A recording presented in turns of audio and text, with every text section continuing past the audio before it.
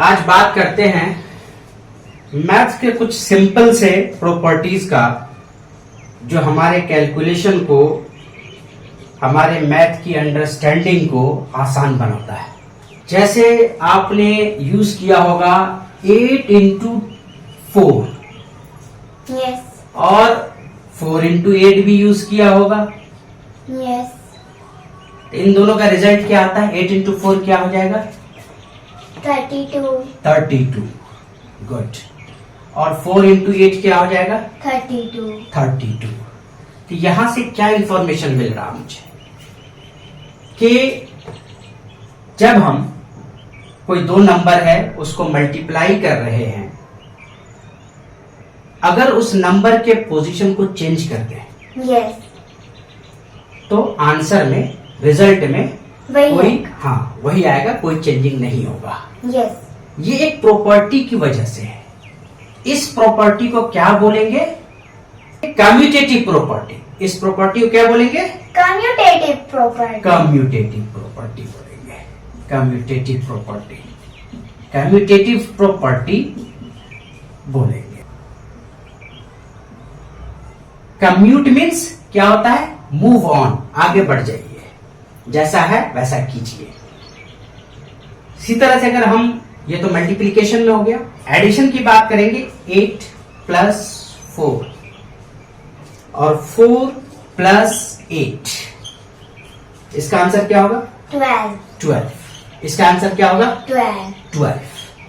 यहां भी यही देख रहे हैं हम यस कि पोजीशन हमने चेंज कर दी। पहले 8 है, यहां पर पहले 4 है, यहां पर बाद में 4 है, यहां बाद में 8 है, लेकिन आंसर क्या है? सेम, 12 सेम है। किस प्रॉपर्टी की वजह से? कम्यूटेटिव। इस प्रॉपर्टी को क्या बोलेंगे? Commutative property. कम्यूटेटिव प्रॉपर्टी हमें जो है हमारे कैलकुलेशन को आसान बनाता है। यस आप कहीं है, आपसे कोई टीचर पूछ दे कि 4 इंटू 13 बताओ, 4 इंटू 13 बताओ, तो आप क्या कर लोगे? कैसे जवाब दोगे? कितनी देर में जवाब दोगे इसका? बहुत देर में। बहुत देर में। लेकिन आप उल्टा सोचो, 13 इंटू 4, ये कितना जल्दी आसानी से जवाब दे दीजिएगा। जल्दी दे दीजिएगा ना। कितना आएगा 13 इंटू 4? 52। आसानी से बता दिया आपने। यस तो 4 इंटू 13 टीचर ने पूछा, आपने जवाब क्या दिया? आंसर क्या दिया? 52। दिमाग कहाँ लगाया? 13 इंटू 4। 13 का आपने टेबल पढ़ ली 4 टाइम्स, यस तुरंत आ गया 52, आपने बता दिया। यस क्योंकि आपके दिमाग में ये चीज था कि 4 इंटू 13 इंटू 4 सेम है। यस कैसे सेम है? कम्यूटेटिव प्रॉपर्टी की वजह से। यस ठीक है, तो आपने 4 इंटू 13 को 13 इंटू 4 करके टीचर को आंसर दे दिया 52, और वो 4 इंटू 13 के लिए भी सही है। यस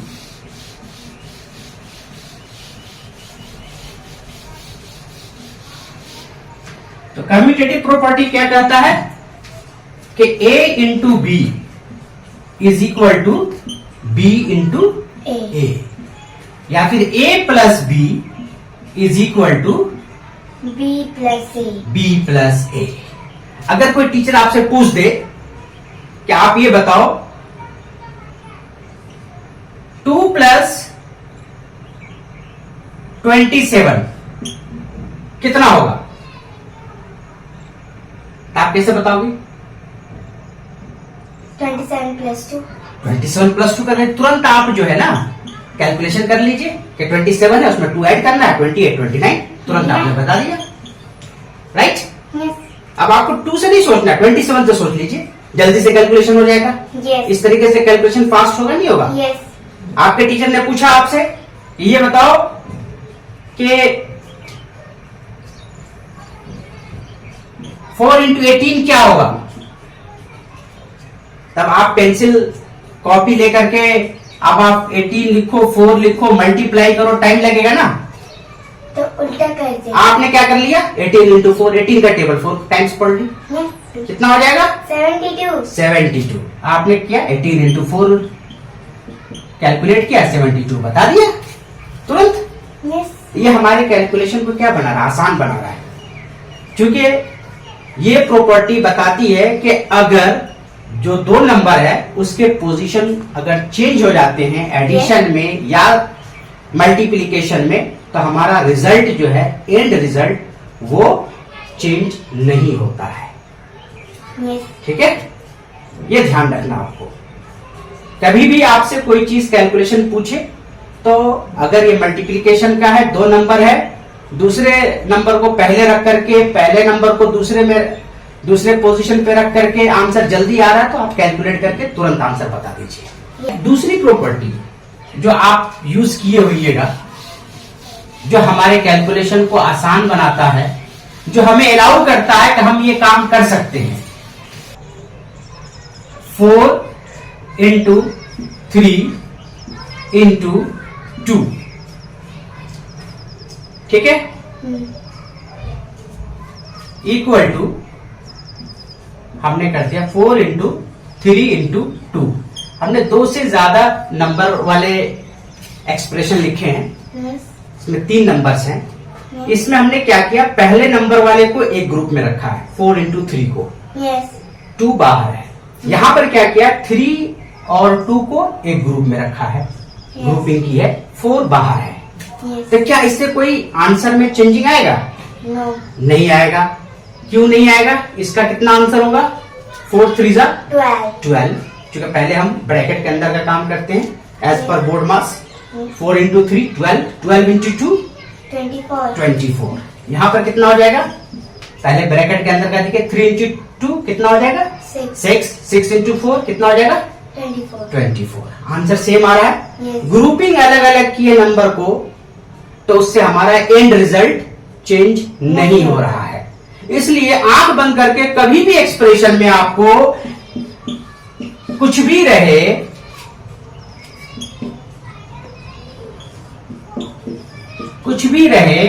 कहीं भी आप मल्टीप्लाई पहले कर लो, बाद में इसको करो, इसको पहले कर लो, इसको बाद में करो, कोई फर्क नहीं पड़ेगा। और यही प्रॉपर्टी क्या कहलाती है? Associative property. Associative property, associative means होता है ग्रुपिंग। अगर ग्रुपिंग है, नंबर का चेंज हो जाता है तो एंड रिजल्ट पे कोई फर्क नहीं पड़ेगा। Yes. ग्रुपिंग अगर आप नंबर का चेंज करते हैं तो एंड रिजल्ट पे कोई चेंजिंग नहीं होगा। बहुत से बड़े आपकी कैलकुलेशंस हो, कुछ इस तरह का हो, आप जब जो मन करे पहले इसको मल्टीप्लाई कर लो, कोई दिक्कत नहीं, फिर इसको करो, कोई दिक्कत नहीं, फिर इसको करो, कोई दिक्कत नहीं, पहले इन दोनों को कर लो, कोई दिक्कत नहीं, फिर इन दोनों को कर लो, कोई दिक्कत नहीं, जो आए उसको कर लो, दोनों को मिला करके आंसर हर केस में सेम आएगा। आपने अलग अलग कर लिया, 4 इंटू 9 36। हाँ, कहीं भी कर लो, ये आपको फ्रीडम मिलता है इस प्रॉपर्टी की वजह से। आपका आंसर चेंज नहीं होगा, बिल्कुल सही रहेगा। आपको जो मन करे कोई भी उठाओ, इसको इससे पहले कर लो, फिर इसको करो, फिर इसको करो, आंसर सेम आएगा। पहले इसको कर लो, इसको कर लो, फिर इसको करो, फिर इसको करो, आंसर सेम आएगा। ठीक है। उसी तरीके से एडिशन में 4 + 9 + 5 + 8, आपका मन कर रहा है पहले हम इधर से जोड़ेंगे, 8 और 5 को जोड़ दी हमने, 13 लिख दी, प्लस 9 और 4 को पहले जोड़ दी, इधर जोड़ दी, 13 लिख दी। 13 + 13 कितना हो जाएगा? 26। आप ऐसे भी जोड़ के देख लो, 4 + 9 13, 13 + 5 18, 18 + 8 26। तो ये जो फ्रीडम है ना, ये जो कैलकुलेशन है, जहां मन करे उसको उठाओ, आइदर मल्टीप्लीकेशन हो या एडिशन हो, आप उठाओ, उसको जोड़ो, उसका आंसर जहां से मन करे उसको उठाया, उसको कंप्लीट किया, उस एक्सप्रेशन को, आपका आंसर सेम आएगा। ठीक है। This is due to the associative property. Number की ग्रुपिंग से कोई मतलब नहीं है इसके आंसर में। तो ये हमारे कैलकुलेशन को आसान बना रहा है, हमें एक फ्रीडम दे रहा है कि जो मन करे, आपको इसको मल्टीप्लाई करने का मन है, इसको कर लो पहले, बाद में इसको कर लो, कोई दिक्कत नहीं है। आपको इन दोनों को पहले मल्टीप्लाई करना है, कर लो, बाद में इससे कर लेना, कोई दिक्कत नहीं है। Answer will always be same. और this Yes. Property is known as associative property. एक और चीज आपने यूज किया होगा अपने मैथ में, अपने कैलकुलेशन में, आसान बनाता है कैलकुलेशन के एक और प्रॉपर्टी। फॉर एग्जाम्पल आपके पास है 8 इंटू 13, राइट। अगर आपको 13 इंटू 8 करने में तकलीफ हो रही है, दिक्कत हो रही है, आपको आंसर देना जरूरी है, तो क्या कीजिएगा, 8 इंटू 13 को ब्रेक कर लीजिए 10 प्लस 3 में, आसानी के लिए।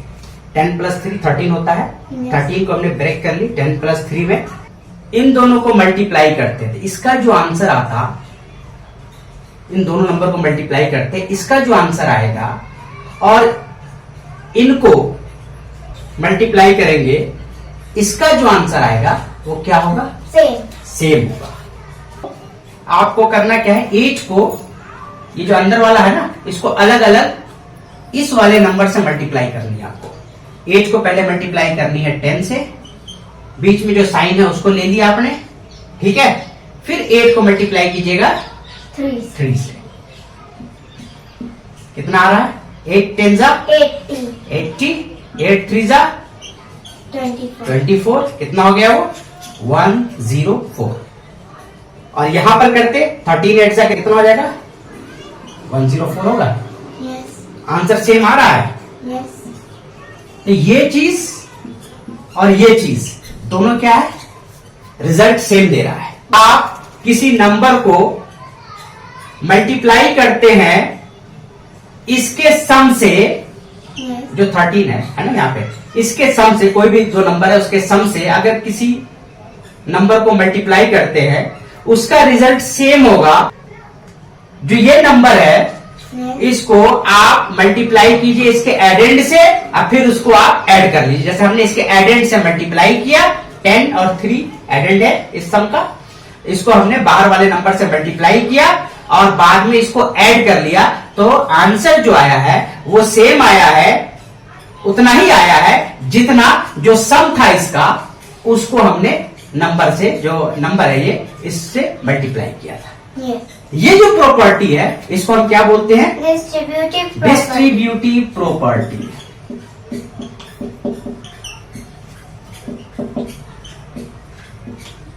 ये आपके कैलकुलेशन को क्या है, आसान बनाया। अब 8 इंटू 13 नहीं पता था, अब आप थोड़ा सा और टफ ले लीजिए।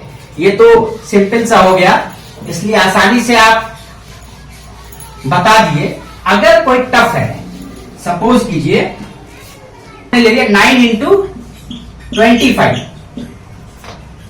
राइट। यस अब आपको या तो आप कैलकुलेशन कीजिएगा, 25 लिखिएगा, 9 लिखिएगा, इसको मल्टीप्लाई कीजिएगा, या इसको आसानी के लिए क्या कीजिए, 9 इंटू 25 को आपने ब्रेक कर ली 20 प्लस 5 में, ठीक है। तो अब आपको करना क्या है, जो बाहर वाला नंबर है उसको अलग अलग एडेंड से मल्टीप्लाई करना है, फिर उसको लास्ट में ऐड कर देना है। 9 इंटू 20 कर दीजिए, ये तो आसान है, प्लस 9 इंटू 5 कर दीजिए, उसके बाद दोनों को ऐड कर दीजिए, तो कितना होगा, 9 इंटू 20 180 प्लस 9 इंटू 5 कितना हो गया, 45, आपने जोड़ दिया तो कितना हो जाएगा,